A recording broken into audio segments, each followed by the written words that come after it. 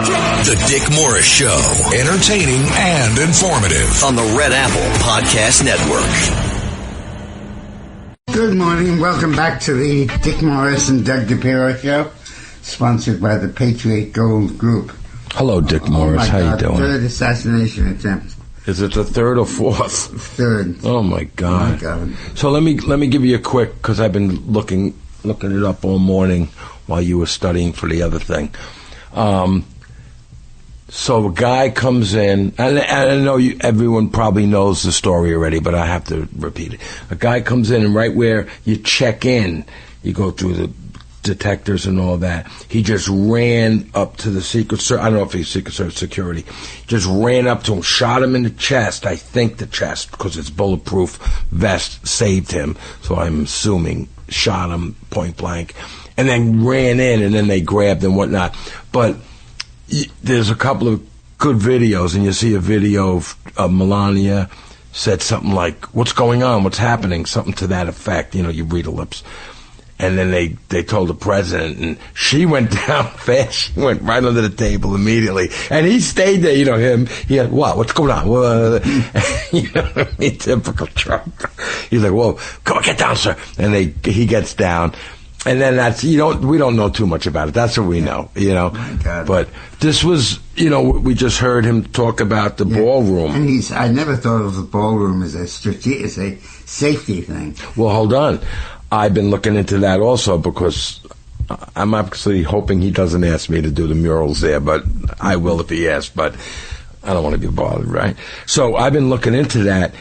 It's really something. I don't know if Peter Navarro, to somebody I talked to, where they're doing all kinds of electronics, where you walk through, they'll know facial recognition and thermal, and if you're wearing a gun, if you're wearing a holster, like, it's really, really top tech.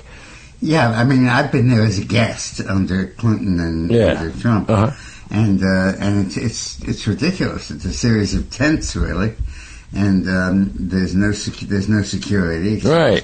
You know what the Secret Service does. Well, do you remember the building itself is very vulnerable? Do you remember we had dinner with Lou Rinaldi? It was quite a few years ago, and he actually said this is in between Trump's presidency. Yeah, I remember that. And I remember this. He was talking about golf, though. He goes, you know, my friend. That's his best friend. You know, even Trump says that's my real friend, my real best friend. He was worried. He goes, you know, I'm worried about security. I don't think he's secure at all. That's Lou was saying. Yeah. This is about 4 years ago. He's the ambassador to Uruguay now. So now he is, put some distance between himself and that. You know, when I got to know Trump, I guess 4 years ago, or 5 years ago, when I was painting Mar-a-Lago a lot, and he always did the Italian thing. Oh, I love Italians. I love it. Which he does anyway, no matter if I was Irish. I love it, Irish, he would have said. So, and I said to him, I go, hey, boss, what's the story? I love Italians. He goes, well, look at you. You like the man. Look at Lomangino. He's such a great guy. And Lou Rinaldi, he hits a hole in one all the time. I never seen someone hit somebody hole in one. That's what he was talking about. How he hits the hole in one. Well, so anyway, God he's okay. And God, it's not going to end. Joe Concha is right. The left finally has a cause they could hang their hat on, but it's embarrassing because they've been opposing the renovation of this room. Right. And it now turns out that Trump was absolutely right, as always, and that this is very, very important. Wow. But I don't even know. Should we go to the first story about? No, let me talk for a little bit. Okay. You know, Otto von Bismarck, when he was Chancellor of Germany, said it first, and then Mark Twain picked up the same line.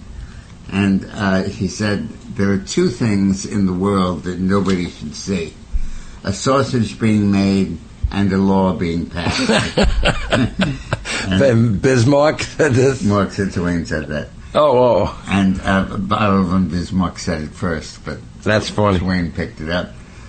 And one of the things that people should not have to see is Donald Trump negotiating, because he's a wild man when he negotiates. He convinces you that he believes this is the end of the world, and that he's going to use nuclear weapons, and that he's going to absolutely destroy the universe if he doesn't get his way. And then he walks out of the room, and he's your close friend and your buddy. And buddy. It's all forgotten. One of the things he does is he negotiates. He goes big. Yeah. I want the... But you're going, I can't do that. Yeah. And then when he comes down a little, you feel like you won a little bit. Yeah. I mean, he's got some strategy. But but in the meantime, it's terrifying. Totally terrifying. Talk to Donald Trump when he's in that mood. And what's going on now in Iran, at least, and even in Congress, and maybe in the ballroom, he's doing it in public. And what do you mean? What do you mean? What's he doing? The real Donald Trump at work. Oh, yeah. But we have to realize that that's Trump being Trump, and that's Trump working and being effective at what he's doing. You know, I wonder if I had some special thing going on, because he would come around and he'd say, "Hey, Doug, what'd you do here?" And I'd say, "I did this thing." And he goes, "Well, where?" I say, "I patched over." He goes, "I don't see it." I go, "Oh, I must have did a good job, right?" And he goes, "All right, yeah, you did. Wow, great. Now show me." But a lot of times, many times, people would think they would never hear him do this.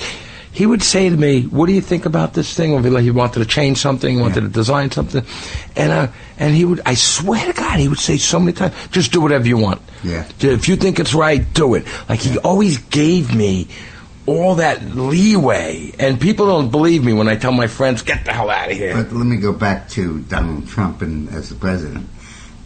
Right now, he's negotiating in public with Iran, and his strategy is always at the one level threatens disaster and mayhem and starvation and unbelievable... Starvation. Yeah. I know. And unbelievable injury. And then at the other level, he's just negotiating. It's the way he negotiates. And he takes it to the limit, you know, the song? Yeah. He takes it to the limit one more time. And then he comes down and comes off it, and it works out okay. And we have to realize that's who Donald Trump is. Yeah. And that's what he's doing now in the Middle East with Iran. He's saying, if you go along with me, everything will be okay.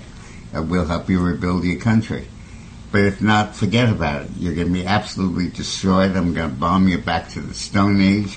There won't be a bridge left standing. There won't be 3 bricks really? On top of each and the other. Sanctions are going to go global. And everybody believes him, and they're right to believe him. It's part of his strategy. He doesn't bluff. Yeah, he doesn't bluff. But it's a well thought out strategy. And what he's doing now in particular with Iran is brilliant. He's basically saying, I am going to become the law of the sea. Mm-hmm. I'm going to become the new OPEC.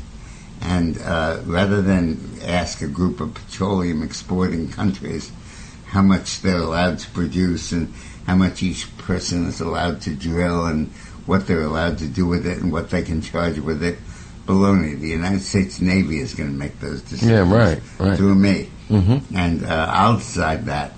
And the proof that it works is the blockade of Iran, where he absolutely has airtight sealed that country, and you can't get a pin inside. Mm-hmm. And it's a strategy, but a brilliant one. And then Trump is sitting back and saying, "Hey, I don't care whether you negotiate or not. I don't care if you meet with Koff and Krishna. Your time is limited." Yeah, I have all the time in the world. You don't. That's it. You're the one who's not making a sale. You're the one who's running out of money. You're the one who's running out of oil. China's going to get hurt. China's the one that's not going to have enough for its economy. Mm-hmm. So, hey, I'm the last guy in the world. Yeah, what, you worried?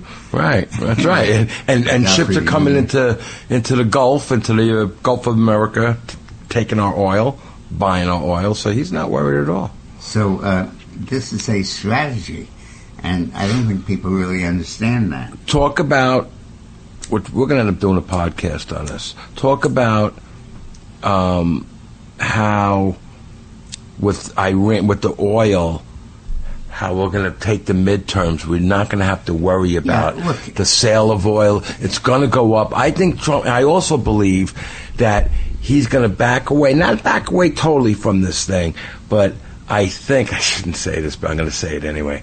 I think Netanyahu is going to go in and do some damage in Iran, and Trump's going to say, "Oh, I told you not to do that, wink and a nod, thank you very much, see you later, bye-bye." I think that's right. But we have to realize that the American people are concerned about two issues, the midterm approaches. And they're all everybody talks about. They dominate the media, and they dominate people's consciousness. One is how we deal with Iran, and the second is how we deal with illegal immigrants in the United States. And on both of those, Trump is being Trump. He starts off with an extreme position, and then largely makes that stick. And people agree with that. And that's the key difference. Voters don't pay attention to the mass noise or to the hoopla that goes on or the threatening. They pay attention to what's going on. And the Democratic Party has managed to maneuver a position where it is now the pro-Iran party. It is the party that's in favor of the Ayatollah.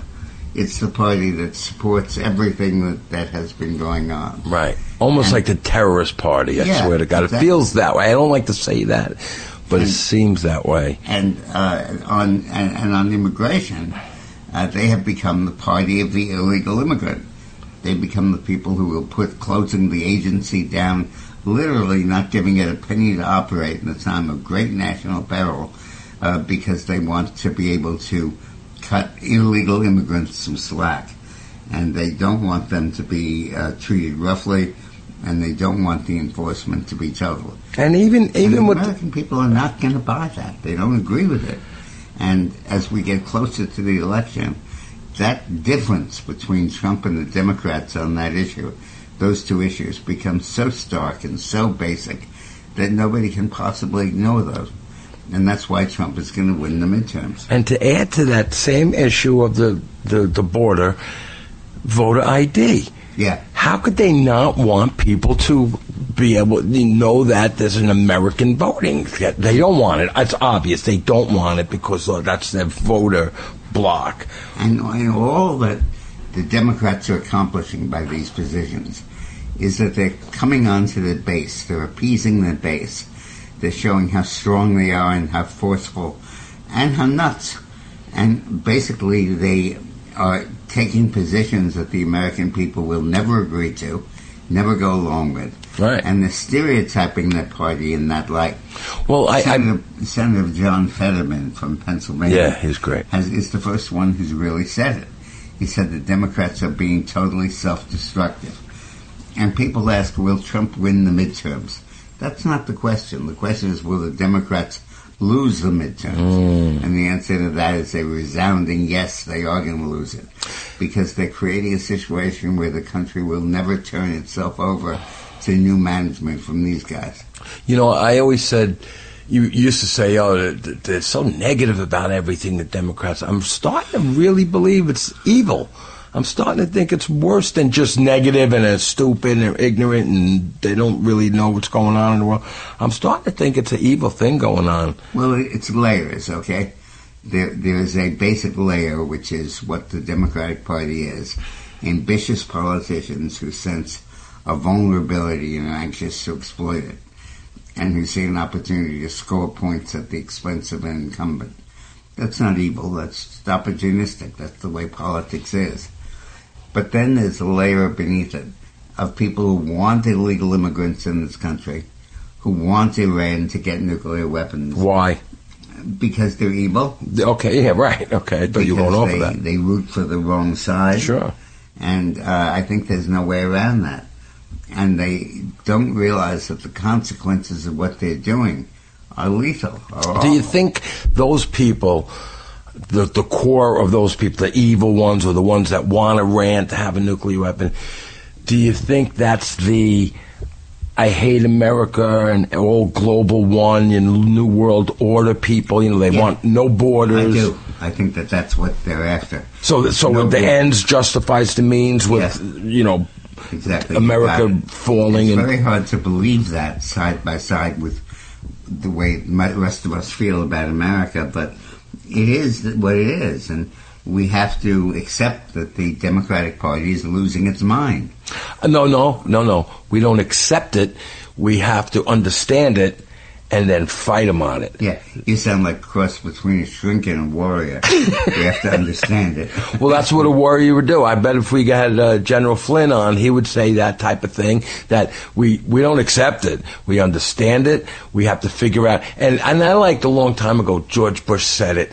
I don't need to know where this comes from. I just need to know where it's coming from and how to get them. When terrorists started blowing stuff up, well, all the liberals like to say, oh, well, they grew up in a bit, the oppression, and whatever they say. They say that's stupid crap.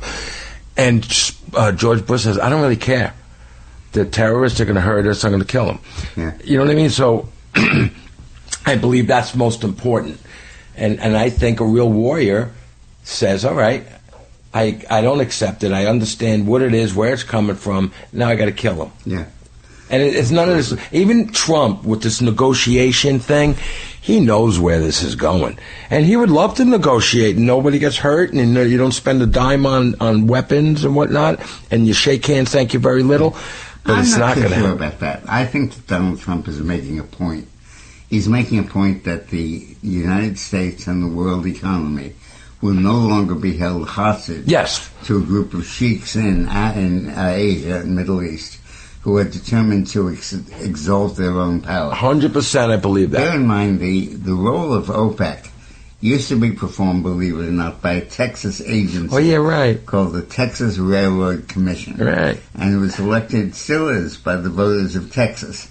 So the state votes for a member every 2 years. Mm-hmm. And you talked about this last week. Run for it and gotten elected to it. Kent Hance, an old client of mine, was was the head, I think, of the Texas Railroad Commission. And in the 30s, the 40s, the 50s, and into the 60s, the Texas Railroad Commission would decide what the price of oil would be, who would be allowed to produce what, who would have to produce what, and who could buy it. And they ruled the world like that. There was no committee. It was just the elected officials of the Texas Railroad Commission. What? And Brent crude, the oil that we produce, was so ubiquitous and so worldwide and so dominated the markets that nobody challenged it. And there was no law that passed. There was no statute. There was just the power of the market force. And then OPEC came in and said, you guys aren't producing enough oil anymore. Your oil well, hold on. But this is before they were producing. This is like in 75, 74. OPEC started in what, 78, 77, 78? They started making some... But the key... Big slush. And OPEC said to the U.S. and to the world, we're no longer going to let you have this monopoly. And instead the Arab countries got together collectively and they set up OPEC. Now, Donald Trump was taking it back. In 2008, everything changed. The United States developed fracking, where we horizontally drill. And you don't go deep to drill, you go horizontally, you're on the surface. And the result is a massive increase in the production of oil. And one of the things... The U.S. went from 4 million barrels a day of oil to 14 million barrels a day of oil today. Wow. One of the things with fracking is when you drill straight down, which is not fracking, that's right. We're going to take a break in a second. When one of the things with fracking is when you drill straight down and you don't get oil, you have to move over a quarter mile, whatever you move, whatever they do, right? Fracking, they can go on an angle. They can almost stay in that one spot. So they're not just... Right. And anyway, the fracking so increased America's oil production that Donald Trump came to office, okayed fracking, okayed offshore drilling, okayed all kinds of energy exploration. Pipelines. The pipelines, the whole bit. And he said, okay, guess what? We're back. Drill, baby, drill. We control the oil production. And we're going to make this decision, not the Railroad Commission, me, President. Right. And Iran said, no, you're not. You don't have that kind of power. And Trump said, yes, I do. I have exactly that kind of power. Wow. And if you don't believe it, I'm going to close down the straits. I'm going to embargo your oil. Nobody's going to be able to buy or sell a drop of Iranian oil. And I'm going to do that. And if you don't think I have the power to do it, just sit back and watch. I don't think anybody doubts him. And I don't think there's anyone in the world that doubts. What Trump did was to demonstrate that to a point where everybody has to believe it. And it's the new rules of engagement, the new rules of the road. I'd like to continue this. We have to take a break. Yeah. Let's continue this. Okay, we're going to take a break. The Dick Morris Show on the Red Apple Podcast Network.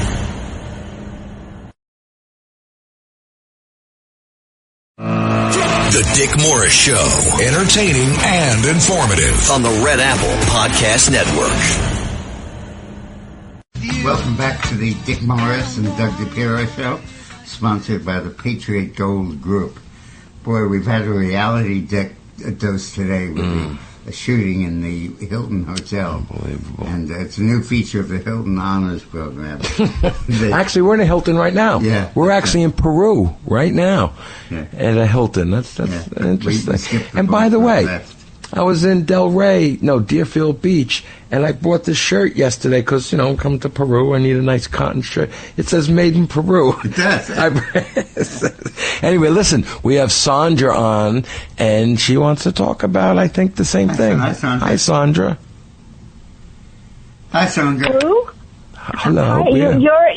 you're in Peru right now? Yeah, we're Peruving Peru. Oh my God! You have to go to Reed Island. I was there one time, and they build the island with reeds, and it's all man-made by Really? plants. Yes, you take a little boat, it drives you there, and you see all these little huts. One has guinea pigs, and I didn't know why they had the guinea pigs, and I learned why they had them. I got out of that place. No, but that's fascinating. Go to Reed Island if you can. Okay. But anyway, I I'll let wanted that go. to... No, you know what? Go What? on, Sandra, go on. Okay, I wanted to say last night at 9 o'clock, I had my popcorn ready. I'm ready to listen to Donald Trump masterfully knock down his adversaries one by one. He's so good at that. And he even said he was going to give the greatest, hottest, and most spectacular dinner of any kind because he didn't go to the previous two because he was a little upset with them. And then all of a sudden this horrible thing happens.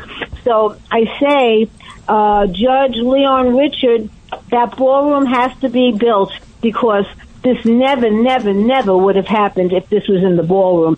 Everyone would be safe. Right. And then I just wanted to say, this started in 1914, this correspondence dinner. This goes back a long time, and it's the safest secured event in the country with the president, the cabinet members, the journalists, the public figures. This is what happened last night is beyond belief. But it's a wake up call. But we keep getting these wake up calls, but nothing. But look, they all lived, and everyone's okay. So now we have to have that ballroom going forward. Yeah, bottom line. We do. Absolutely, I agree with you. Well, we do. But Doug and I were talking about whether Trump's threatening with Iran and his erratic posture, where 1 minute he's threatening total annihilation, there won't be 2 bricks on top of each other when I'm finished with you guys. No electric power, no power plants, nothing. You'll starve to death. And then with the other line, he says, well, but I'll help you rebuild your country and I won't hold it against you, and so on. And is this deliberate? And I say, yes, it is. It's how Donald Trump negotiates. Mm-hmm. It's how he says, how he gets to a point. And he always knows where he's going to end up, but he's taking a circuitous way to make sure he can make his point. And it's the most successful negotiator we've ever had. Oh, it's unbelievable. The art of the deal. That's just it. Yeah. And homicides are down by 1/3 in D.C. Yeah. Do that story. I think it's... and I'm going to write, this is what he said, right? We're not fans of federal troops in America's cities, but D.C. is the federal city. So the federal government has jurisdiction on how that city is run or misrun. The left went berserk last year when Trump declared a war on crime in D.C. But look at the results. This is the most important part. Homicides plunged by 1/3 last year when Trump took over. And they're on the pace for a drop this year, even more. Reducing crime has a huge economic impact and a tax cut for families and businesses. Obviously. And I want to say that reducing crime is not just a function of toughness or even repealing the crazy democratic laws and the democratic rhetoric and requiring bail and all that stuff. It's also the deportation of illegal immigrants.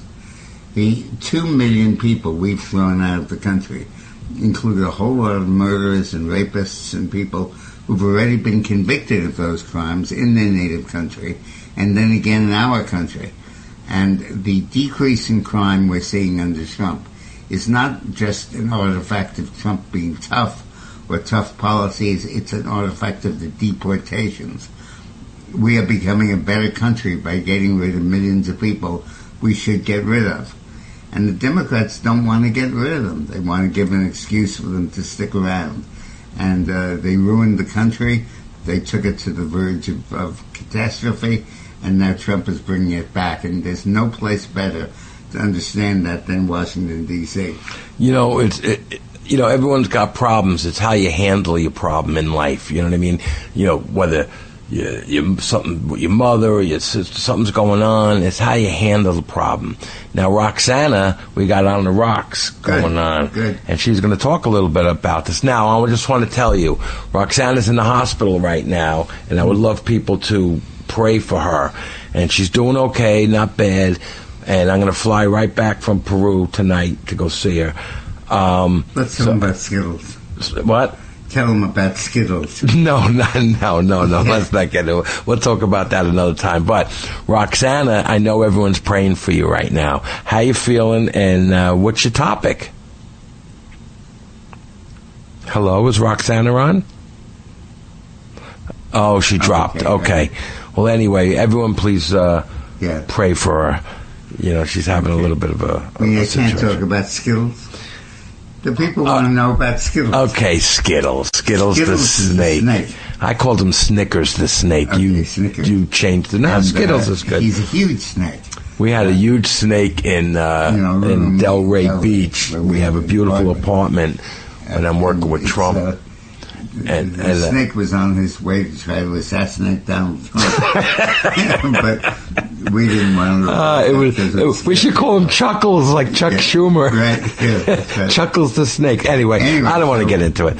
Roxanne woke up one morning and the damn snake was in the room. And she was freaking out. A big snake. I'm not talking about a little garter snake. No, it was a couple of feet. I saw the photos. And the police, and she took a picture of it, said it was a deadly, deadly snake. It turns out, I spoke to the guy the other day, the critter control guy, and he said no, he really studied the photo. It looked like a coral snake. I don't know what you call it, a coral something snake, which is very dangerous. You know, you got and he said, listen, you got 3 hours, it bites you. You got 3. I go, 3 hours? If I'm watching The Godfather and I get bit, unless that thing goes really fast, I'm going to die because I got to watch it to the end. Anyway, so it turned out to be harmless, but very big. Yeah. And very scary. Right, let's get into this. So the Supreme Court takes up a challenge Colorado law requiring enrollment of children of same-sex couples for federal funding. The Supreme Court took up a new religious rights case on Monday, agreeing to hear 2 Catholic parishes challenge to Colorado's mandate that they enroll children of same-sex couples in their preschools to receive public funds. The case provides a pathway for high courts to narrow a significant 1990 religious precedent next term. 3 of the conservative justices have already said it should be outright overturned. That's something, right? They already said it. The court on Monday declined to directly take up that question, but it did agree to consider narrowing the precedent.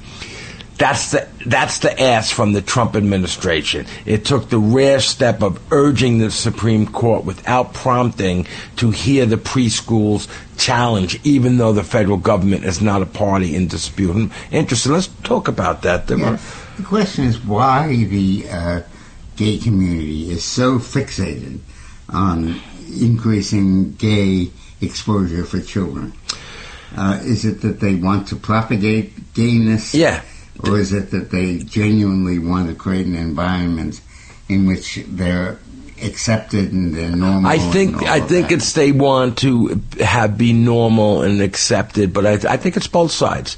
I think there's a bad side that wants, too bad what you think and your religion and whatnot. But yes, I think a big part of it is normalized, which is fine. I mean, I don't care. There's nothing wrong. You want to do that, don't push it in my face. Don't push it in our children's face. And our children's face. That's the point. Right. They want kids who are prepubescent to grow up thinking that there's gay and there's straight and it's about equal. How about the kids just play baseball and they play hopscotch and they do what they do and be kids? And then when you're a couple of years older, 14, 15, you start to feel something, then you talk to them about it. You don't tell a 4-year-old or a 6-year-old. But it's a desire to mainstream this stuff. And I think I can see where they come from, because I can see how there's been years of discrimination. I get it. Terrible treatment of gays, and people being marginalized from society for no good reason. But then, and the anti-gay discrimination stuff should be well enforced. But on children, no, prepubescent kids, no, absolutely not. And you find the left advocating child care, not to help working women manage, not to help mothers juggle career and family at the same time, not to help couples develop income streams that are immune to their having to stay at home, but instead to get the kids into a center where they can be indoctrinated. Where they can it's not about the kids. It's about the adults, whether they're parents or the teachers that want this to happen. It has nothing to do. It has a lot to do with the kids, but it has nothing to do with the mindset of the children. And the left regards classrooms as incubators for indoctrination. That's more like it. They want everybody to go to school and to be in one classroom, and then we can indoctrinate them. When I was in school, we had this one kid, and I thought, and when you're young, you don't know gay, straight, but I guess we were at that age of 12, 13, 14, and I said, this kid's probably gay. No, he was a friend. I didn't ask him. Nobody cared. You know what I mean? Yonkers was pretty cool. You think, I come from a tough neighborhood. It was pretty cool. We accepted everyone. Black, white, Irish, Italian. Didn't matter if you were gay. Nobody's, when I was in advertising in the city, and I was 17, I got into J. Walter Thompson and got into advertising early on. And there was a couple of art directors, and back then, in the 80s and whatnot, it was the gay guys. And then a little later, it was the women that became the art directors. But a lot of guys, you couldn't tell if they were gay. But after a while, I'd say, hey, are you gay? What's the story? And they go, yeah. And because, maybe there was a flamboyant type of a guy walking around. Right. And he said to me, I remember this one time, he goes, I don't like the flamboyant guy. I'm quiet over here. I do what I do when I go home. We don't need to, but maybe there is a part of that was important for it to come out and for people to talk about it. Not when you're 7 years old. Not when you're 7 years old. Right. And maybe they lost it right there where they should take it. I worked for many, many years fervently and vigorously in stopping smoking among teens in the United States. Right. And the guys I was working with wanted to outlaw cigarettes entirely, ban tobacco. And I said, you can't do that. There are not too many people smoke, and you can't take that on. But what you can do is ban teen smoking, because no matter how much you smoke and no matter how addicted you are, you don't support teenagers smoking. Right. I did a poll on it, and I found that a third of the country never smoked, a third of the country had smoked and quit.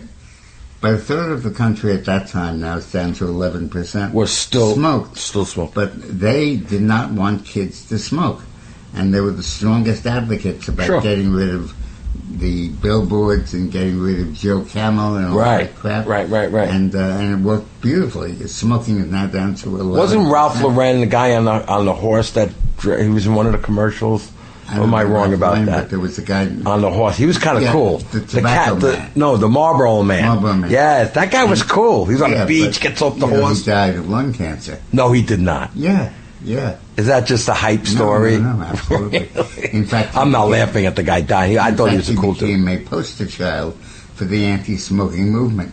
They would pick photos of his Marlboro Man stuff, and then they would play him live. And I am mixing up Ralph Lauren because he had a commercial where he was. I know he wasn't him, but he had a cool commercial. He was riding on a horse on the beach and he jumps off. My point is that this whole approach of legitimizing something because it's useful and because it's commercial and because it's helpful is all fine, and it's okay when you're talking about legitimizing the human behavior.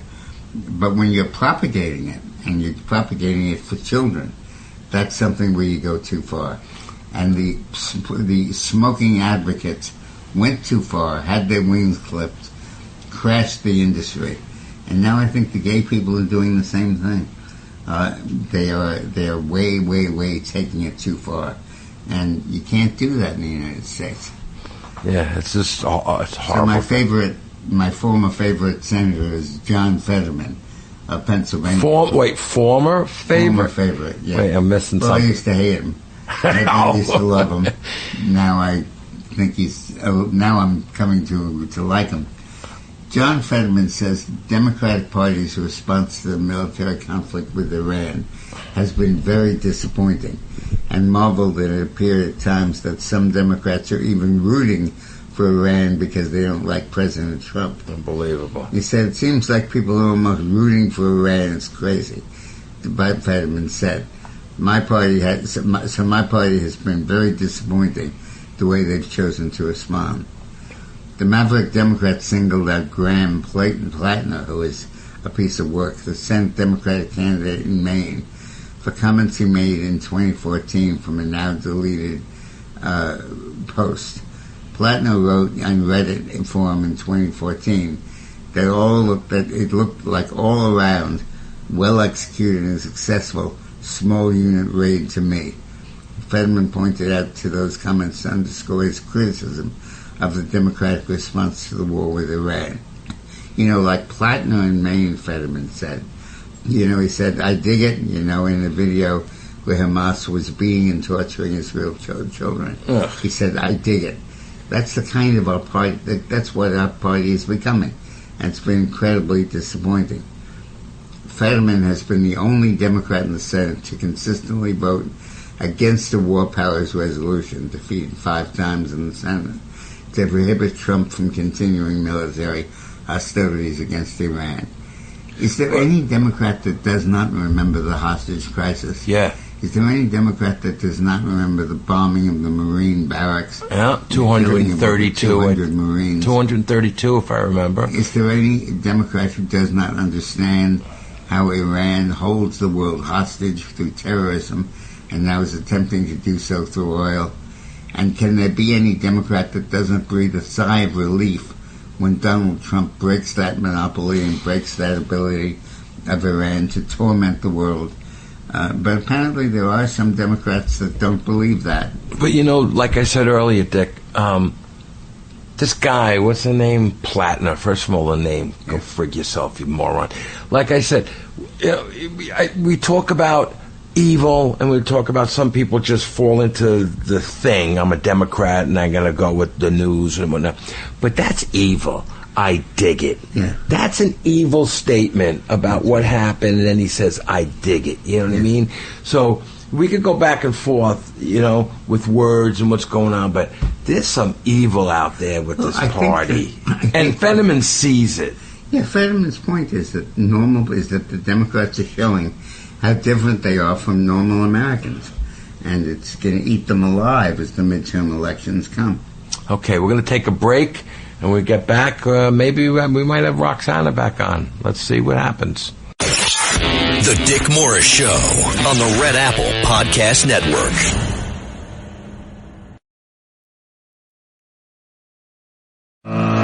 The Dick Morris Show, entertaining and informative on the Red Apple Podcast Network. Welcome back to the Dick Morris and Doug Dipierro Show, sponsored by the Patriot Gold Group. No more Mr. Nice Guy, Trump tells Iran. take the deal I'm offering or the U.S. will bomb every single bridge and power plant. He warned the Islamist regime in Tehran that if it refuses to accept the deal, the U.S. will once again start to bomb the country, including every single bridge and power plant. U.S. peace negotiators were headed back to Islamabad, Pakistan, before Trump kept them home, and said Iran doesn't want to make a deal, and even if they want to, they're not unified enough to make a deal. As soon as the negotiators sign the paper, they're signing their death warrant. And so I'm not going to negotiate with somebody who's going to change every 5 minutes. How many guys want to actually go negotiate? Well, it's an interesting thing. I help guys get elected. And there's a kind of shortage of people who want to be elected to be the negotiator of the Taliban. It's so funny. It's how you handle your problem. Let's go to Roxana on the Rocks. How you feeling, Roxana? Okay, hello. Hello. Welcome back. How are you? I'm very good. So all right, let's get into it. Okay, so Mark, interesting that you mentioned Mark Twain, but Mark Twain quoted in his notebook around 1902, "It is better to deserve honors and not have them than to have them and not deserve them." Never confusing public acclaim with true worth. At the Gridiron dinner in Washington, D.C., 1906, Twain attended and spoke. President Roosevelt and indeed the entire Washington establishment attended. Roosevelt coined the term muckatakers or muckrakers to describe journalists who expose excessively on corruption. It was a pivotal moment that, while important, he stressed excessive sensationalism was detrimental to any reform or improvement in the country. That was 1906. No truer words. And so here we are. What they like to say is we navigate a world where division and misinformation can blur the lines between truth and fiction. It's time to reflect on our own character and integrity, and to recognize that true worth is not measured by your external accolades, but by your daily choices and actions. The answer lies in embracing a culture of integrity, where we pride ourselves doing the right thing, even when no one is watching, by making conscious choices and taking consistent action, because that's the importance. To say something, but taking the action, we can build a future for ourselves. And there was a quote that said, "The content of your character is your choice day by day. What you choose, what you think, what you do is who you become." I'd also like to pray for President Trump and the Secret Service, but also to the fires in Georgia, which has destroyed thousands and thousands of acres, and also to the police officer killed in Chicago at the hospital, and another one that was injured. Somebody came in and just opened fire. So prayers for all of them, too. That was great, Roxanne. Thank you very much. And prayers for you, kid. And we want everyone to pray for Roxana. Go for it. Yeah, thank you. Thank you, honey. Bye-bye. I say it all the time. It's not your problem. It's how you handle your problem. The phrase muckraker is an interesting one. In the 1920s, teens and 1920s, journalists who would stir up negatives and would publicize them were called muckrakers. How does they get, mucking, being in raking the muck? And they'd rake it they would look at it. And it was a place of honor. The leading muckraker was actually a place of honor. A guy named Sinclair Lewis, who wrote a great book about meat packing industry in the United States and how contaminated it was. And he led a group of people who were called the muckrakers. And it was a very endearing, positive term. Now, of course, it means something else, but muckrakers. And that's funny. Growing up in my neighborhood in Yonkers, we used to goof on people. You muckraker. I didn't know what it meant. So we only have a minute left, so maybe we'll just talk a little bit. You want to go over this? Yeah, okay. Let's go and come back. Yeah. The Congress the House and Senate look like they're going to approve the funding for ICE and for Homeland Security. But it was a very tough question because Thune, the majority leader, wanted a very narrow package that would just fund ICE, just fund Homeland Security, and then get out of town. And the Democrats wanted to use the funding as a method of disciplining ICE and saying you have to have a warrant when you arrest somebody. No even mask. Though there's been a warrant, even though the person involved has been arrested on another warrant and is wanted in his own country and all of that. And they want to unmask the them. Republicans said, don't go for that. Don't open ICE at that price. Right. Demand total reform and demand other measures like photo ID. Yeah, right. And use your power to do that. So when we get back, we'll talk about that. Thune opted for what was called a skinny resolution, which just refunded ICE, funded Homeland Security, did nothing else, and they're going to get it passed. But a lot of Republicans are very upset because they didn't use the occasion for a majority.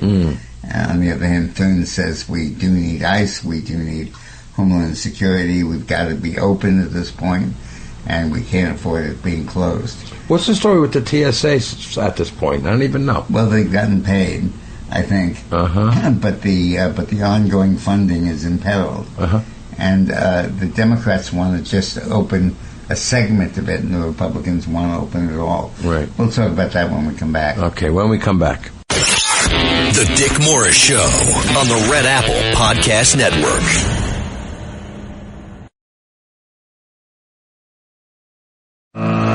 The Dick Morris Show, entertaining and informative on the Red Apple Podcast Network. Welcome back to the Dick Morris and Doug Dipierro Show, sponsored by the Patriot Gold Group. You know, the Republicans won a round this weekend when the Democrats agreed to fund the ICE and Homeland Security and agreed to do that without any reforms involved. Now, the Republicans control the House and the Senate, but they have not delivered the SAVE Act, which requires proof of U.S. citizenship to register and a government ID to vote. So Anna Paulina Luna, a congresswoman from Florida who I admire a great deal, said Senate Majority Leader John Thune is the problem. She said, I don't like what he's done because he has every ability, and really it's him that's blocking voter ID. He has every ability to embrace the standing filibuster or remove the filibuster entirely. The Democrats are going to try to do it anyway. The filibuster, of course, is a parliamentary procedure that prolongs the debate or delays or even blocks a vote. Normally it takes 60 votes to move forward and to end debate. The formal Senate procedure is called cloture. Luna accused Thune and others of being more concerned about protecting the Senate as an institution rather than getting the SAVE Act delivered in time for the midterms. If the balance of power changes in the Senate, many predict the Democrats' first move will be eliminating the filibuster. I think John Thune's doing the wrong thing, Lynn explained.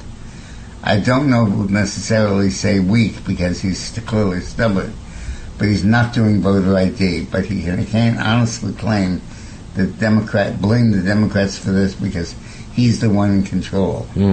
I think the number one most important issue in the country now is voter ID.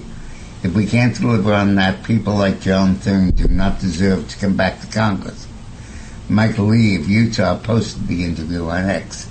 I've seen enough and heard enough excuses.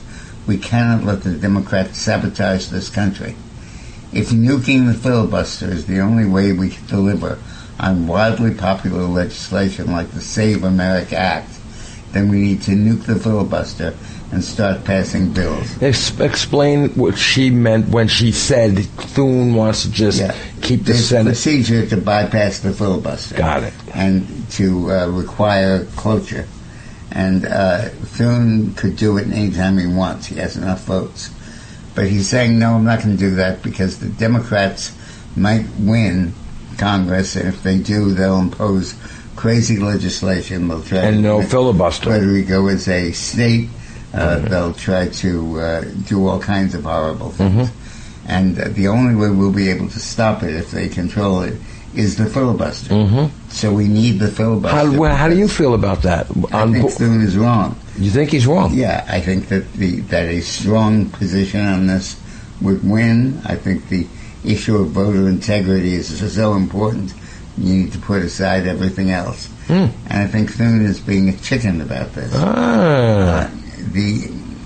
And so as a result, the voter ID, requiring voter ID in order to vote, will die because the Democrats won't the Democrats have killed it. The Republican Majority Leader Thune will have caved and say to keep the government open and to keep ICE funded and to keep Homeland Security in Wheaties, I'm going to give in on this. And I think he's wrong, and Trump thinks he's wrong. All right, we're done with the hour just about. That's amazing. That's pretty interesting. I thought you were going to go the other direction. Interesting. All right, Dick Morris. Looks like it's a done deal.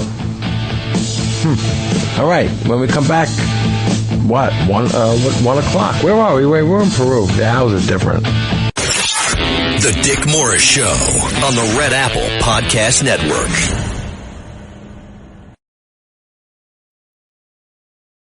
The Dick Morris Show, entertaining and informative on the Red Apple Podcast Network. Hi, welcome back to the Dick Morris and Doug Dipierro Show, sponsored by the Patriot Gold Group. You know, we've heard a lot from Democrats in the media that when the Trump administration invaded Iran, or attacked Iran, that there was no real threat. But now there's a story from 60 Minutes that actually points out to how real the threat was because of the concern about highly enriched uranium.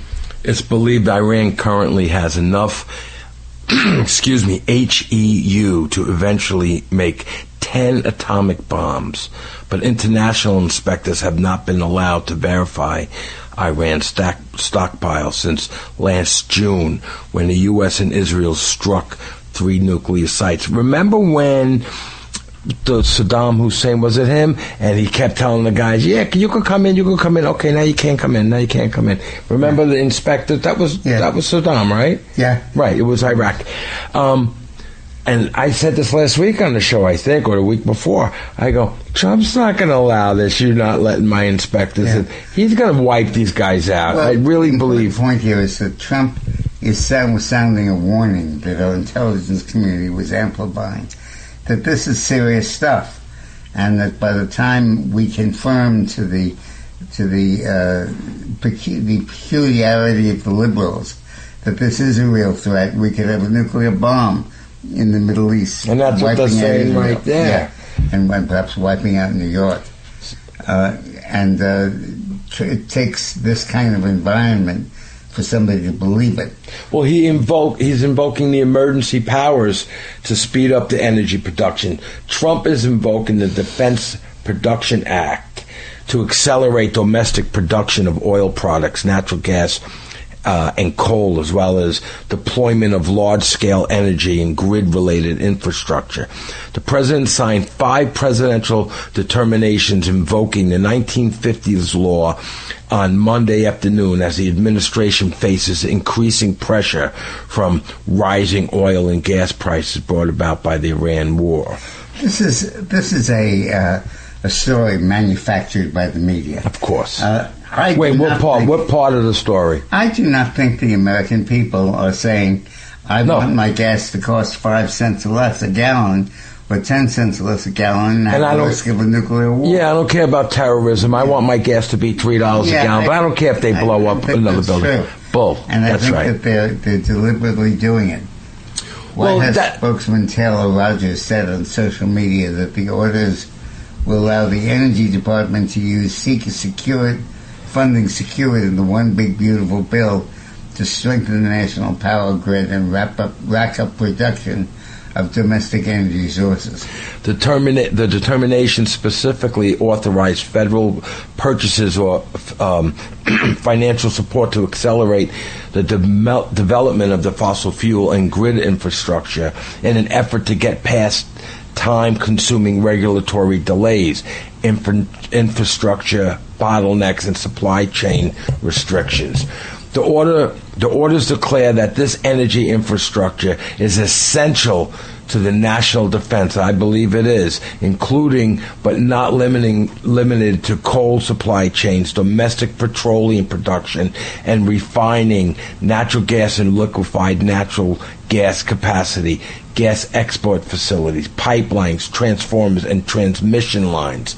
One memo even declares that all processes of develop, manufacturing, and deploying large-scale energy infrastructure, such as permitting and site acquisitions, are critical to national defense. I believe it is. This is how Trump is beating Iran.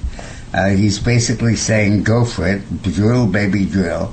Build your pipelines, build your energy things, and take over the global supply of oil and energy.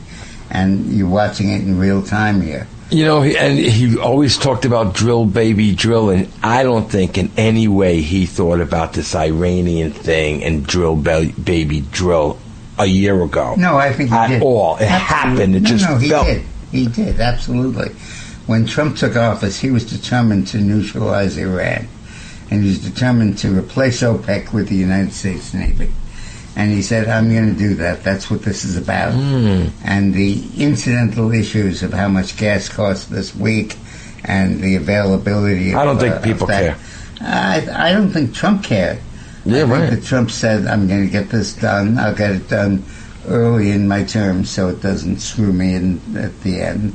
And he's going ahead and he's doing it.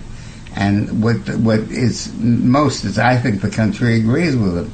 I think the country says, I'm not going to let OPEC decide whether or not Iran gets to have a nuclear bomb. Hasn't gas stabilized and even come down a couple of pennies? A little bit. A little bit. But, so, I mean, come on, we're going to decide who controls Congress, whether Trump gets impeached, whether we have gridlock, whether we do nothing for 2 years but yell at each other in a highly partisan environment because gas is up 20 cents. And we don't. And who controls the terrorist and can blow us up?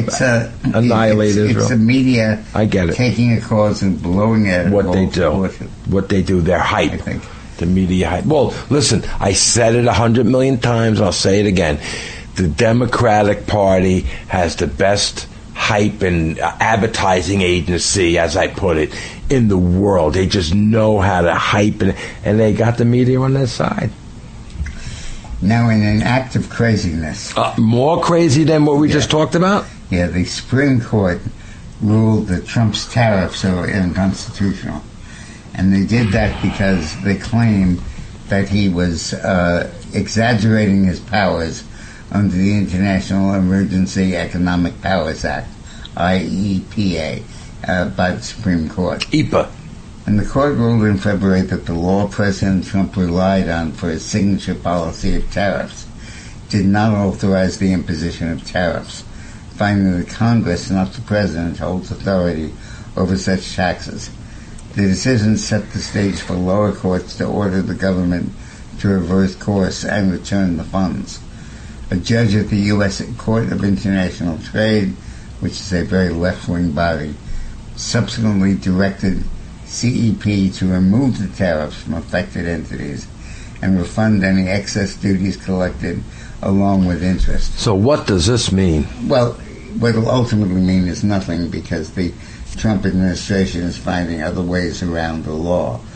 But what it really is saying is the Supreme Court is saying we will decide economic policy. We will not let the president do it.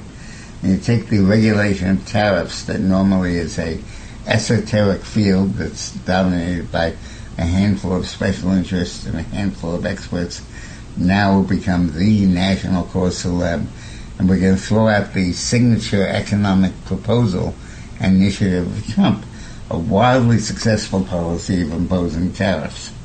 Trump has managed to replace war with tariffs, and he's increasingly replacing deficit spending with tariffs. And he's completely changing the global economy. But because he used the wrong law in doing it, the judges of the Supreme Court have invalidated it. And now a bunch of companies that got hurt in the deal and paid tariffs they shouldn't have paid now are suing, and Trump is voluntarily refunding the money. And it's a damn shame. That's a lot of money. The judge is way overreaching their authority. And trying to be, if you want to be president, run for president. Don't try to tell the president what he can and can't do. And don't use the technical ground that this policy does not explicitly give the president the power to set tariffs, but everybody knows that it does. Don't use that to destroy the economy, and don't use that to oppose President Trump's signature economic initiative. All right. The DOJ audit finds lots of dead people still on voter rolls. Check this out. And there are irregularities, as Assistant Attorney General for Civil Rights Harmeet Dillon told Sunday Morning Futures. Maria Bartiromo. There's a whole lot of corpses coming up to work. That's messed up. A lot of corpses are voting. The Trump administration has sued multiple states for failing to turn over voter rolls to the Department of Justice, which is seeking to ensure compliance with the National Voter Registration Act, the Help America Vote Act, and other federal laws aimed at protecting the right to vote. Dillon told Maria that even in states trying to comply with the laws, issues concerning voting eligibility were still being identified. States are not in compliance, even those ones who want to. So for the ones that we've run so far, 60 million records that we've run, we found at least 350,000 dead people currently on the voter rolls. In those jurisdictions, and we've referred approximately 25,000 people with no citizenship records to the Department of Homeland Security to look at. Dig into it that further, a little more, and see the extent to which people voted, Dillon told Maria Bartiromo. Her takeaway: don't listen to the left on this subject. I'm in touch with voting rights activists who are showing me information about people who have voted who are not American citizens. So the left told us this never happens, and it's a myth. It's definitely happening. This comes to a broader issue that we talked about a little bit when we talked about Thune and the filibuster. The Democrats are planning to win the midterm elections, just like they won previous elections, by committing fraud, by voting people who they know are dead, they know are not citizens, and voting them anyway and using that to apportion who's in Congress. You start with the fact that Democrats are instructed by the Supreme Court to draw district lines that discriminate against voters, where the minority groups control the seat, even though they don't have a majority of the vote. And then you carry it through to the current rules that say that anyone who is born here is a citizen, even if they're here for 5 minutes on the way out, that the rules that were clearly enforced to make sure that only Americans voted for president and for Congress are undermined. The citizenship voting issue is coming up soon. And I always like to say that there are so many women who I know who are millionaires who live in Latin America and Europe, and they're like the sea turtles I see on the beach at Delray Beach. When it's egg-laying time, they trundle ashore. They haul the carcass all the way up to the sand line. They lay their eggs. And then they go back. And then they trundle back into the water. And they go and they swim away and they leave. Wait, wasn't that? That's so funny. You're not right. You're not right. Wait, but maybe they didn't vote on this yet, but isn't there something where they said you can't come in, have a baby, and then leave? No. Oh, I thought that was litigated before the Supreme Court. Oh, they didn't go further. And that is not the case. The Democrats, when you combine illegal voting, people... Wait. Where do you think that's going to go with the courts? I don't know. It's a real question. Okay. The Democrats have... I personally think that they'll approve it if they knock out majority-minority districts. I think they'll say that where do you think that's going at this point? I think they'll negotiate. I think the left will go along with it if the right succeeds in getting rid of majority-minority districts. Which that looks like it's going to happen. Then I think they'll leave birthright citizenship alone. But it's going to be a negotiation going on right now. It's why the case has not been decided yet. There's so many politics and politics. Well, horse trading. and they're saying, listen, I'll go along with you on minority districts, but you got to kill birthright. You got to preserve birthright citizenship. But the point is that the Democratic Party is committed to undermining the veracity and the integrity of the very basic thing our country is founded on, the right to vote. And you could have no better illustration than this right here. And just the idea of the ID, they don't want voter ID. The Democrats don't want it. That's just obvious. You want illegal people to vote. Yeah. You want people that shouldn't vote to vote. Right. And Trump has really helped by deporting a lot of them. Yeah. By deporting... and the self-deporting. 2 million people who were not here legally, and self-deporting and encouraging it by giving cash. How many self-deported? I forget the current number, but it's around 700,000. That's a lot of people. Who have self-deported. You know, when we were going through immigration this morning, or whenever it was, I was thinking about the voter ID, because the little kid and little people, you have to put your fingerprints down on the thing, and you have to, you don't come into a country willy-nilly, and how long you're staying, and what are you here for. Right. So we don't want voter ID. Right. But when you go into a country, you got to put your fingerprints. And it is so outrageous that John Thune could have stopped this. He could have been forceful about this. He could have insisted on voter ID. He could have said, "To hell with you, I'm going to do it. I'll take a filibuster, and we'll overcome it." And you just have to be sure you don't lose. And what was his reasoning? Oh, right, because he's worried that Republicans will lose, Democrats will win, and then there's no filibuster. There's no protection because there's no filibuster. Right. That's like saying that there's no protection against bad laws, so let's have bad laws all the time. Right. Now, the interesting thing also is that the way the American people are voting with their feet.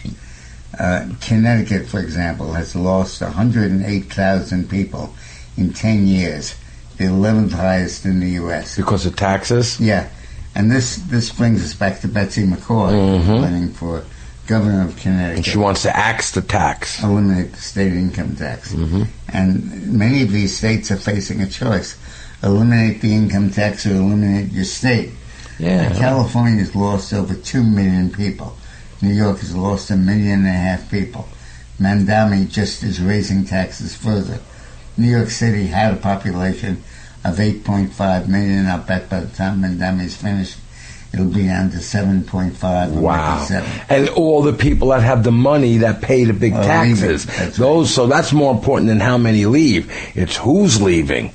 And what kind of revenue you get from 10 people instead of 10,000. You have the same situation going on all over the country that's going on in California, which is our policies are driving the taxpayers out and putting the tax eaters in. And that's a long-term prescription for total disaster. We should do a poll on how many people leaving Connecticut and New York and who they are. Well, the demographic of who they are. By the Census Bureau. And what they've done is they've figured out how much money the state is losing in that transaction. When you take the incomes of the people who've moved in and the people who've moved out, how much money did the state lose? And California's lost over $2 billion. That's why they're not fixing their roads. Yeah, that's right. So people can't drive away. That's right. Yeah, it's unbelievable. Trump to Iran. We were just talking about this, but we'll just repeat it quickly. We will cut off your money and fuel until you surrender. The timing is up to you. Trump could sit back and wait until Iran hollers, "Uncle!" Yeah, yeah, I'm telling you. We talked about this before, so we won't have to go over the whole thing. Wow. Well, the feds have indicted the Federal Poverty Law Center, the SPLC, that used to be the most prestigious and important civil rights organization in the country. Everybody accepted the SPLC as the authority on racism and extremism. And in fact, Biden based his entire campaign for president based on the SPLC. The SPLC is the Southern Poverty Law Center. And when they got together when the demonstrators got together in Charlottesville, Virginia. When Trump says it's both sides, yeah, is that the same one? And they took Trump's quotes out of context. Yeah. There's good people on both sides. The SPLC said, "Oh, this is an instance of extremism. This shows how he's a Nazi. Crazy our politics is. The Nazis are taking over." And many, many, many people said that the big problem in our country is extremism. And they meant the extremism of the right. Yeah. And something that really is not a factor and hasn't been a factor for a long time. But the Southern Poverty Law Center says it's a factor and says we got to pay attention to it. Yeah, projecting. And now it turns out that the feds have indicted the Southern Poverty Law Center because they are secretly paying for right-wing extremist groups that claim to be battling racial white supremacy. Acting U.S. Attorney Todd Blanche said the SPLC was manufacturing the extremism it purports to oppose by paying sources to stoke racial hatred. Right. The SPLC paid at least $3 million to 8 individuals, some part of the Ku Klux Klan, the United Klans of America, the National Socialist Party, the Nazi Party of America, the Aryan Nations Affiliated Sadistic Souls Motorcycle Club, and the America Front. Kash Patel, director of the FBI, said the FBI would sever ties with the SPLC, which he called a partisan smear machine. Wow. The Department of Justice on Tuesday announced a bombshell, 11-count fraud indictments accusing the Southern Poverty Law Center of secretly funding leaders and organizers of white supremacists, racists, and other hate groups the civil rights group claimed to be battling. The SPLC paid informants, field sources, engaged in active promotions of racist groups at the same time that the SPLC was denouncing the same groups on its website, alleged the indictment returned by a grand jury in the U.S. District Court in so we'll Montgomery. That's when we come back. And he calls into question the whole basis of the Biden campaign, Biden's entire campaign. The reason he said he's running again was because he wanted to fight right-wing extremism and white supremacy. And it turns out that the people he was fighting were totally manufacturing this, making it up.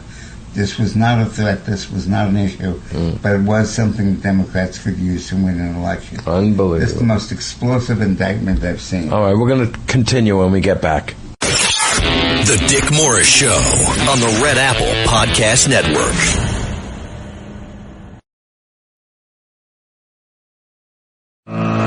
The Dick Morris Show, entertaining and informative on the Red Apple Podcast Network.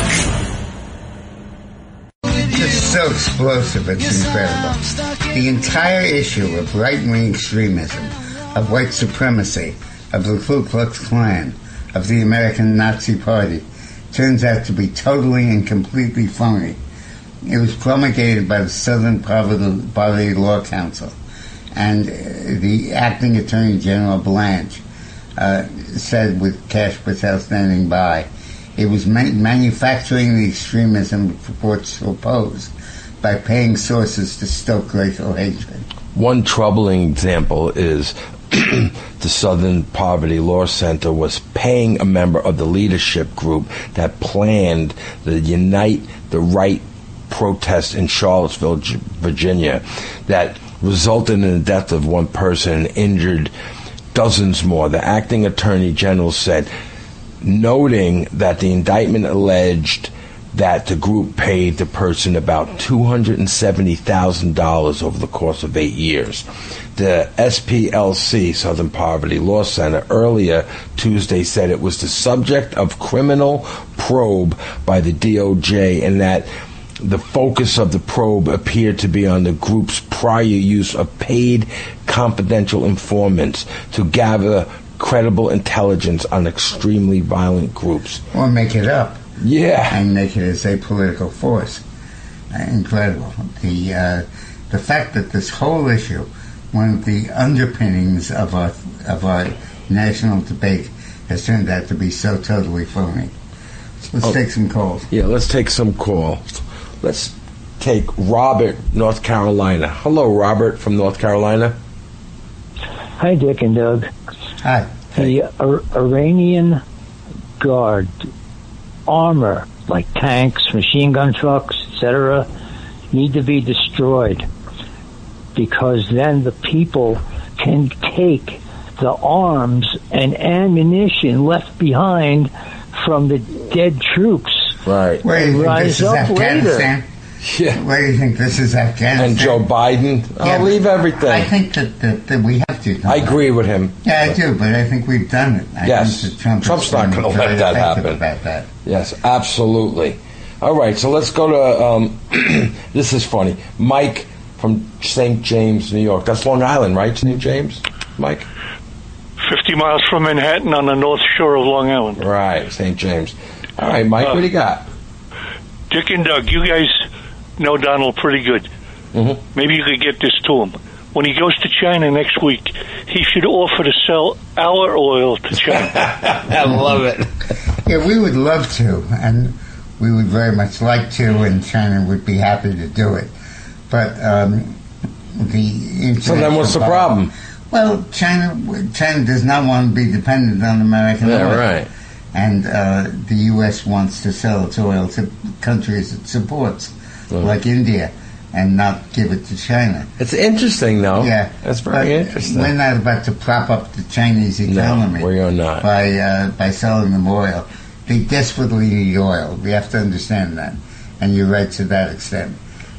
China produces about 4 million barrels of oil a day and consumes about 15 million barrels a day. Wait, say it again? It produces 4 and consumes 15. Right. The United States consumes 15 and consumes 4 and produces 15. The exact opposite. The exact opposite.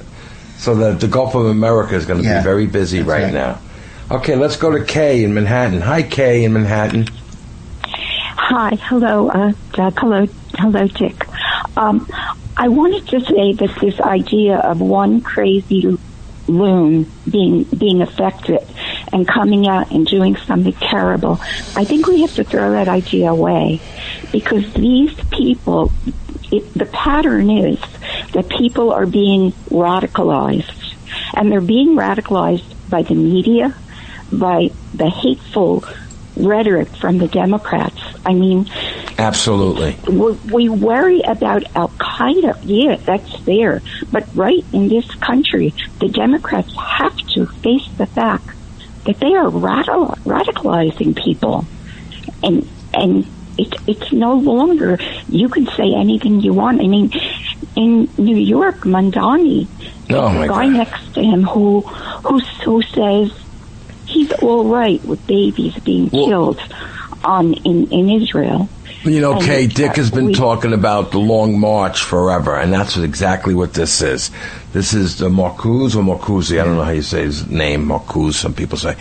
And, you know, you get people from kindergarten to college, and they become CEOs, and you radicalize them, you indoctrinate them for 50 years. That's what this is. Let me explain a little Thank bit you, about, Kay, that was great. Thank you, about the Long March.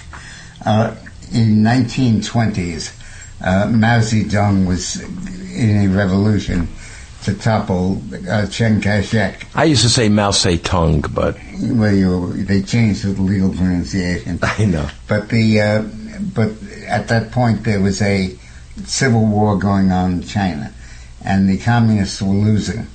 So Mao Zedong said, we're going to transfer our base from southern China, where we're attacking now, to northern China. And the government of Chiang Kai-shek is weak in northern China, and we're going to attack there. And they did, and he took all of his followers, hundreds of thousands of them, and set them on a long march over the Himalaya mountains to northern China. And they massively retreated, regrouped in Manchuria, and then renewed the civil war and won. And the concept of the Long March is an iconic concept in Chinese history. It's like Valley Forge is to the U.S. History. And Herbert Marcuse, who was a communist philosopher, said that we have to do a variant of the same thing in the United States and in the West. He said, we are fundamentally wrong in saying that we're going to foment revolution in the U.S. by getting the working class to overthrow the government and overthrow the capitalist class. He said the working class is paid off, bought off, and there'll never be a revolutionary vanguard. He said the revolutionary vanguard, if you're a real communist, has to come from elementary school and Head Start centers, and the education system as it works its way up. Change the mindset. And you take these children, these very young children, you feed them propaganda, and when they grow up, they become the leaders of the schools, they become the editorial page editors, they become the owners of corporations, and they become the whole deep state liberal establishment we see in the U.S. And then you continue it, which they're doing now with the media. Yeah. The same thing. And then you have the question that this young lady is asking, which do you train them to be assassins? Is there a point at which you were encouraging them to shoot the president? Oh, God. And we've had 3 attacks now on President Trump. One with a bullet that hit his ear, another with a bullet that was fired at a golf course but never came near him, and now this stuff. You know, just to prove some of this that you're saying, I was on Facebook not long ago, and somebody said, oh, look, that didn't really hit his ear, that was fake, they put some dust near his ear so it looked like he got hit. I mean, people are believing this, you know, and I looked at this post, and I said, who's writing this? But the point is that this is not just the actions of a few crazy people. This is the end product of an indoctrination to try to fundamentally change the country and to have everybody believe in the extremism. In lockstep to the extreme. Yep. That's really what it is. And you know what? It's worked, but with Donald Trump right now, it's reversing. Right when he became president again, the second time, everyone had a sigh of relief. Like, wow, this is, you know, we have backup, you know, conservative people. And I believe everything he's doing and has done already is changing that 50 years of that long march. I really do. He's changing it in 4 years. Yeah. 50 years of Absolutely. what they've done. And you have to put that in perspective. That's what Trump is trying to do, and that's what Trump has succeeded in doing. In the meantime, a watchdog group says the Iran oil blockade is a huge success. How many vessels have been blocked so far, they asked. U.S. Central Command reports that at least 29 vessels turned around or back to port, with several VLCCs abandoning Iranian ports. A VLCC is very large crude carrier. So that's what that means, the VLCC. These successes demonstrate early deterrence against major sanctions evading shipment. And then another question, has the U.S. blockade failed because Iran-linked vessels are still moving? No. This claim is based on a fundamental misunderstanding of what the blockade is designed to do. Under the U.S. Commander Handbook, a blockade is a belligerent operation to prevent vessels and or aircraft of all nations, enemy as well as neutral, from entering or exiting specified ports, airfields, or coastal areas belonging to, occupied by, or under the control of an enemy. The U.S. is not attempting to interdict every vessel with any connection to Iran. Rather, enforcement efforts are focused on vessels entering or departing Iranian ports, ships engaged in transport of declared contraband cargoes, as well as U.S.-sanctioned Iranian cargoes, particularly crude oil and petroleum products. As a result, the mere fact that Iran-linked vessels are still traveling international waters is not evidence of failure. It reflects the reality that many such vessels are not engaged in activities covered by the blockade. So Trump is letting those things go through. And read the next story, what Lindsey Graham says. Oh, this is great. Lindsey Graham says Iran blockade's going global. I touched on this earlier. I think the president's decision to leave the blockade in place is very smart. It is having a strong effect on the ability of Iran to continue to be the largest state sponsor of terrorism, which they appear intent on doing. I do not expect that, this is Lindsey Graham, I do not expect this blockade to stay in place until Iran shows a commitment to change their ways. I expect the blockade will be growing and that it could become global soon. To those assisting or thinking about assisting the Iranian regime in distributing this oil, which provides resources for terrorism, you do it at your own peril. You're doing that at your own peril. So that's pretty good. Yep. So it's going to be global. This blockade's going to be global. I think we have to take a break. Do we have to take a break? Us guys in Peru asking New York? Yes. Let's take a break, and we'll come back in a little bit. The Dick Morris Show on the Red Apple Podcast Network.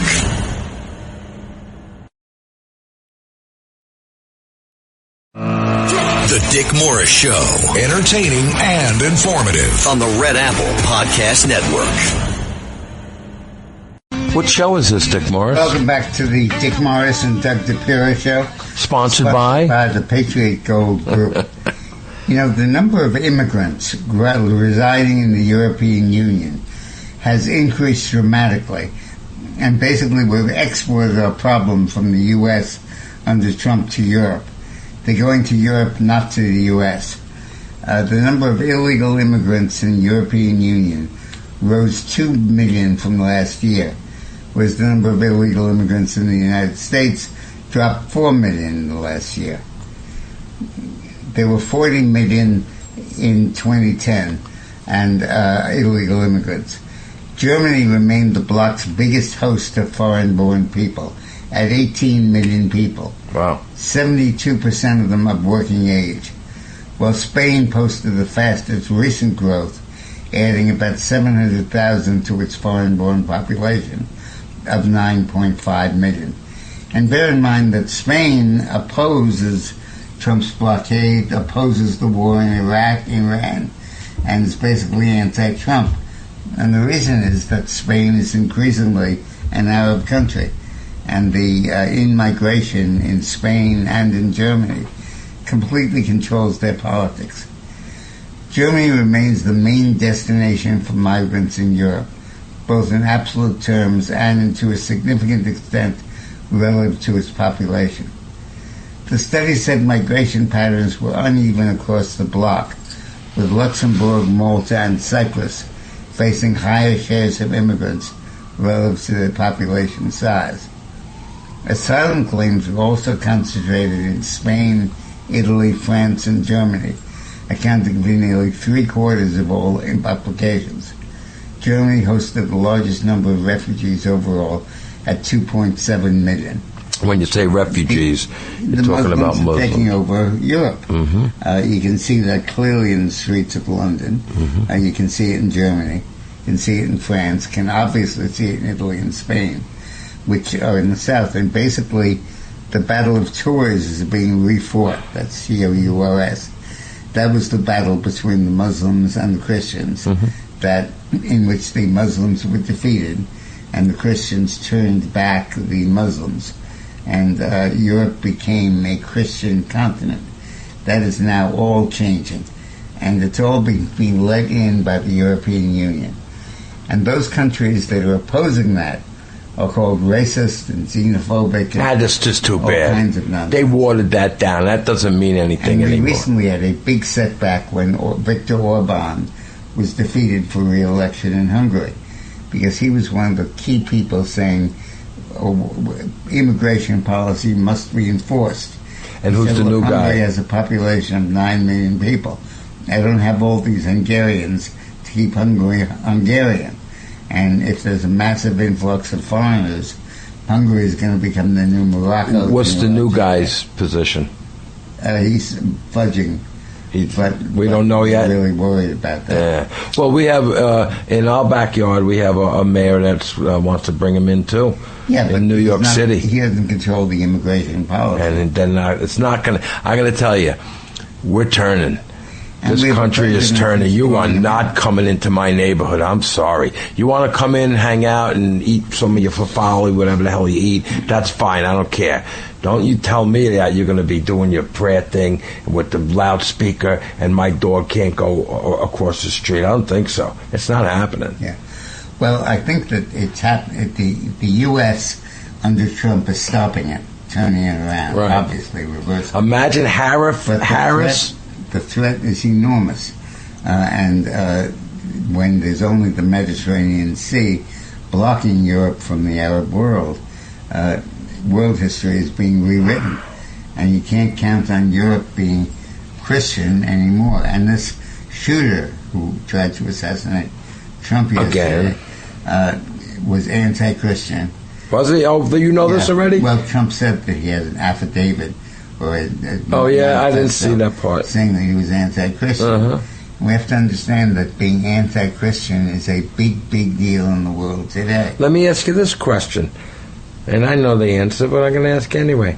Imagine if Harris was the president right now, and Mandami and all these Muslims coming to us, and Minnesota, what's going on? Yeah. What do you think? Do you think, I mean, no matter who's president, I don't think the good old boys are going to let this country get taken over. But she would have backed these people. And like, what do you think we'd be? Say again? She would have taken their vote. And that's all she would have cared about. And all they care about is that if they can't get a majority of the American people, they'll change the nature of the electorate. Right. And whether it's stopping people from voting unless they have photo IDs or insisting that they be citizens, we have got to protect the American franchise, the right of the Americans. So we're in agreement that if Harris was the president, this country would look totally different today. Yeah, 1 year later, absolutely. Or a year and a little bit later. And it's looking totally different because of Trump. Absolutely. There are 3 million fewer illegal immigrants in the United States. 2 million who left were deported. You know what Trump is? And 1 million who left voluntarily. You know, you probably don't know this because you never watched good, funny TV in your life, so you wouldn't know this.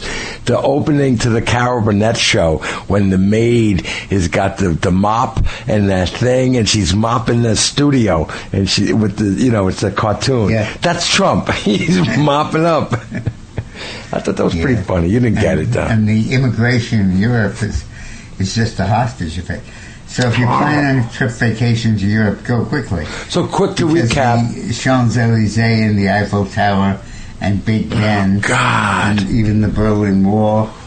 Those are artifacts, Brandenburg Gate, those are artifacts of history. I know you did the numbers here, but just in your head, what do you think the percentage of all of these European countries is Muslim at this point? Well, it's 64 million who are here illegally. Illegal in Europe. in Europe from Muslim countries. 64 million. Here illegally. They're illegal people too.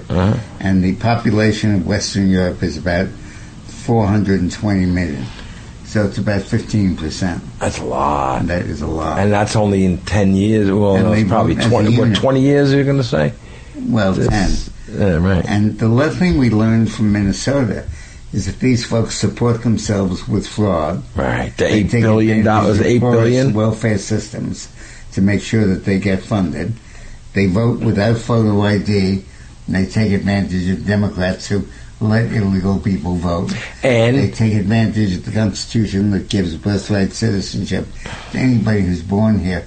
There was a story last week that something like 10 million people are birthright citizens in the United States in the last year.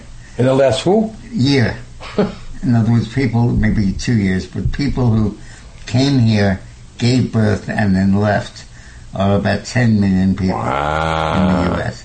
So this is a conspiracy to change the world by changing who lives in the United States. And they're also taking... and who lives in Europe. And also when you said they're taking advantage of the Democrats with that fraud, that $9 billion, whatever it was in Minnesota, and Walz, just for whatever his name is, Walz, and just let it happen. Food stamps. Yeah. You know, when I worked for Clinton, I supported legislation that changed the food stamp program from one where you needed a separate card to one where a Visa card would permit you to access food stamps. And I wanted to make it easier.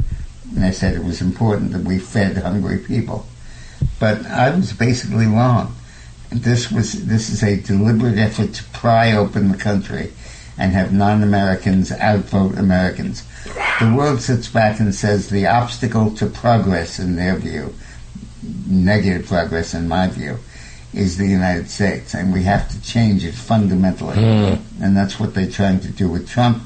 That's why they're trying to kill Trump. That's why they opened the door to birthright citizenship. That's why they don't require photo ID. All of that is because of that's why they're going to try to win the midterm elections. We'll beat them. And it's all because of a fundamental desire to stop the United States from being the United States of America. Wow. All right, we're going to take a break. This is unbelievable. We're going to take a break, and when we get back, we'll try to give you some good stuff. The Dick Morris Show on the Red Apple Podcast Network.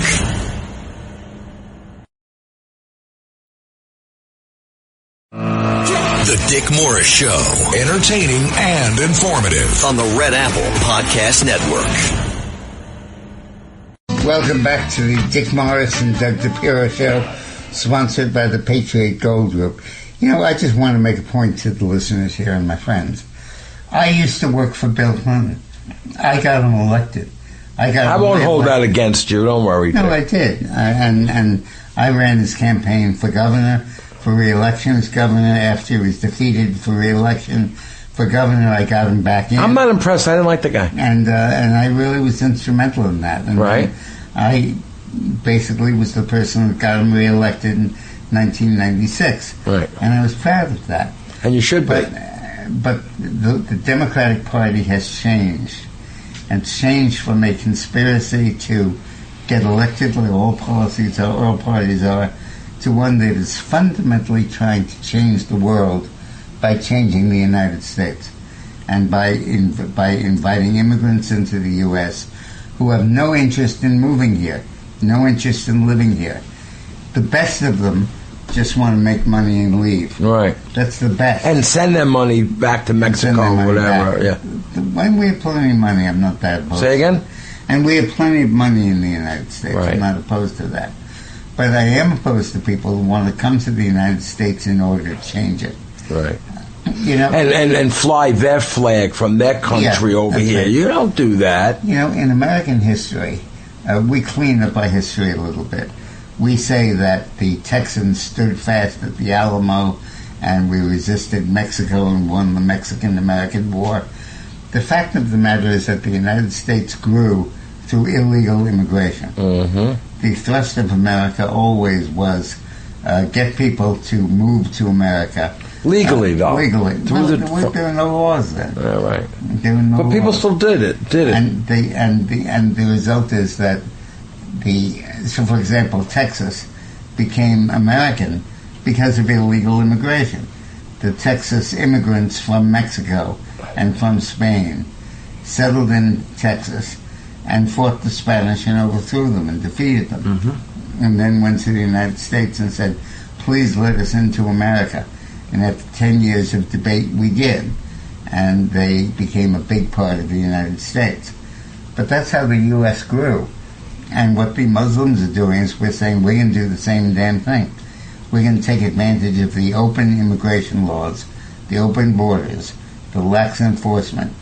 And then they add the layer that Waltz is layering, which is say we'll take advantage of welfare policies. When Barack Obama was elected president, a big point that he made, legitimately, was that people were hungry in the United States and had poverty, and there was no effort to sign people up for federal programs. And they were eligible, they should have gotten food, they should have gotten food stamps. And You're talking about legal or illegal people? Legal or illegal. Right. And Obama said, I'm going to increase that, I'm going to make it easier for people. Sure. He said, I don't want illegals, but basically he did. Of course. But at that time, that was a fundamental thrust. Now it becomes clear that this was an effort to bring foreigners into the United States, to change our country fundamentally, get them to vote, let them vote for anti-poverty programs that would give them money and encourage more people to come in. The next story we have here is about high-tax states. And we need to realize that high-tax states are a key method of trying to change America. The highest-ranking state in the country is California at 14%, and New York is at 13.9%. Hawaii at 11%, New Jersey at 11%, D.C. at 11%, Oregon at 10%, Minnesota at 9%, Maine at 9%, Massachusetts at 9%, Vermont at 9%.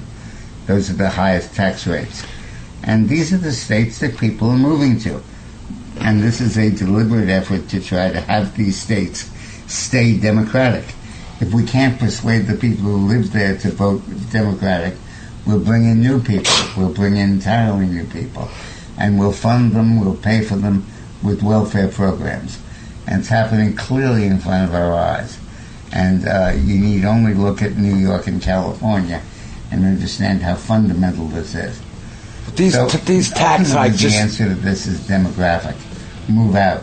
Yeah, That's why I'm supporting Betsy McCoy in Connecticut for governor. Right. She says, don't let Connecticut have an income tax. Let it be a low-tax haven. Right. And let's get people to come here because they don't want to pay. Vote for Betsy or move out. That's what we were saying. Right. So anyway, listen. Or go to Betsy 2026. All right, really quick. Everyone, please pray for Roxana. She's, whatever. Just pray for her as best you can. It's been an honor to be here, Dick Morris. Thank you very much. Welcome to Peru, everybody. Thank you very little. Thank you, everyone. Next week again. We'll see you. Bye-bye. Okay, bye-bye. No. Goodbye. Bye-bye. No. Bye-bye. Bye-bye. Okay, bye-bye. Bye-bye. Bye. Okay, bye-bye. Bye. Bye-bye. Thanks for listening to The Dick Morris Show. You can hear The Dick Morris Show Sundays at noon. If you like the podcast, share it with your friends and listen anytime at WABCRadio.com and download the WABC Radio app. Hit that subscribe button on all major podcast platforms. Plus, follow WABC on social on Instagram, TikTok, Facebook, and X. See you next time for a new episode so you never have to wonder. What the heck is going on here?